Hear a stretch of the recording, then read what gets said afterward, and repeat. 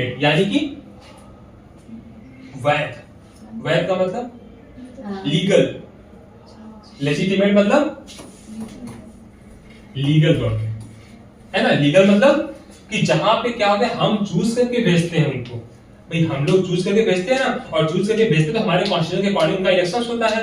Election के बाद वो क्या बनते हैं, कोई पीएम बनता है, कोई उनके नीचे तमाम मिनिस्टर्स बनते हैं, तो वो क्या है, वो पूरा का पूरा क्या है, लीगल गवर्नमेंट है, यानी कि वैध गवर्नमेंट बनते हैं। कोई ऐसा नहीं कि उसमें कोई भी भाई हम चाहें क्या हम मिनिस्टर्स बन जाएंगे, क्या नहीं बन सकते। बिना इलेक्शंस के, बिना हम जीते क्या होते हैं, मिनिस्टर नहीं बन पाएंगे। मिनिस्टर बनेंगे भी, हो सकता है शायद प्रधानमंत्री मोदी जी हमारे बहुत बड़े रिश्तेदार अगर हो तो हमें बना सकते हैं, लेकिन सिर्फ और सिर्फ कितने महीने के लिए, 6 महीने के लिए, ठीक है। 6 महीने से ऊपर अगर मैं इलेक्शन नहीं कहीं से जीतता हूं, फिर भी मुझे मिनिस्टर्स का रूप में बनाया जा सकता है, लेकिन सिर्फ और सिर्फ 6 महीने के लिए, ठीक। हाँ, किसी भी हम प्राइम मिनिस्टर ही बन सकते हैं, अगर बीजेपी चाहे मुझे उठा के प्राइम मिनिस्टर बना सकता है, लेकिन कैसे, सिर्फ और सिर्फ 6 महीने के लिए। 6 महीने के अंदर में कहीं ना कहीं से हमें क्या होना पड़ेगा, लोकसभा का मेंबर बनना पड़ेगा, ठीक है। चाहे लोकसभा चाहे राज्यसभा से कहीं से भी हमें उसका क्या होना पड़ेगा, मेंबर बनना पड़ेगा। अगर हम 6 महीने मेंबर नहीं बनते तो हमें फिर प्राइम मिनिस्टर पोस्ट से हटा दिया जाएगा, ठीक है। तो 6 महीने तक का होता है कि अगर आप बिना इलेक्शन जीते, इसी तरीके से इंदिरा गांधी जी जो है बनी हुई थी,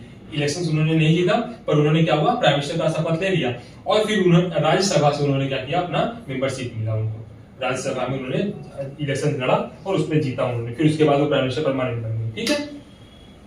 तो यहाँ पे क्या देते हैं, the most basic outcomes of democracy should be that it produce a government that is accountable to the citizens and responsive to the needs and expectation of the citizens. यानी कि द मोस्ट बेसिक आउटकम्स, यानी सबसे most basic outcomes क्या है, अभी लिखिए उसमें heading लीजिए, आउटकम्स ऑफ डेमोक्रेसी, आउटकम्स